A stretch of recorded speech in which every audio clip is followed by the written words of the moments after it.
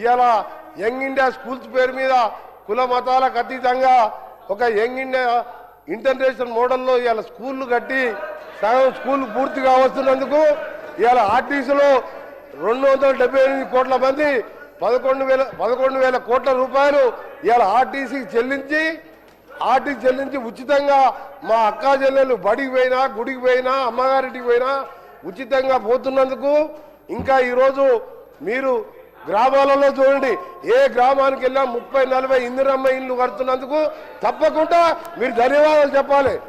మీరు ఇంకొక విషయం మీకు ఏం చెప్పాలి ధన్యవాదాలు? దళితుని ముఖ్యమంత్రి చేసిన ధన్యవాదాలు చెప్పాలా? 2 బెడ్రూమ్ ఇల్లు ఇచ్చిన ధన్యవాదాలు చెప్పాలా? మేము ఒక్కటే చెప్తున్నాం కేటీఆర్ గారికి మేము చేసిన కార్యక్రమాలు చెప్పండి, మేము చేసిన మంచి కార్యక్రమాలు చెప్పండి.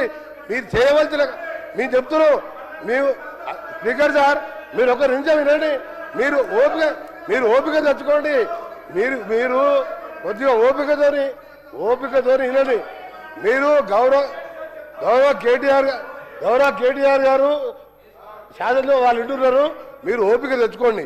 మేము కొన్ని చేసినాం, కొన్ని కార్యక్రమాలు చేసినాం. మొదటగా పేదవాళ్ళకు సంబంధించిన కార్యక్రమాలు చేసుకుంటూ అప్పుల బారిన పడ్డ ఈ రాష్ట్రాన్ని గాడిలో పెట్టుకుంటూ ఒక్కొక్క కార్యక్రమాలు చేస్తూ మీరు మొదలుపెట్టి రిజర్వాయర్ కట్టిండు, ల్యాండ్ ఎక్విజిషన్ లేదు, ప్రాజెక్ట్ లేవు, నీళ్లు లేవు, లక్షల కోట్లు అప్పు చేసాను.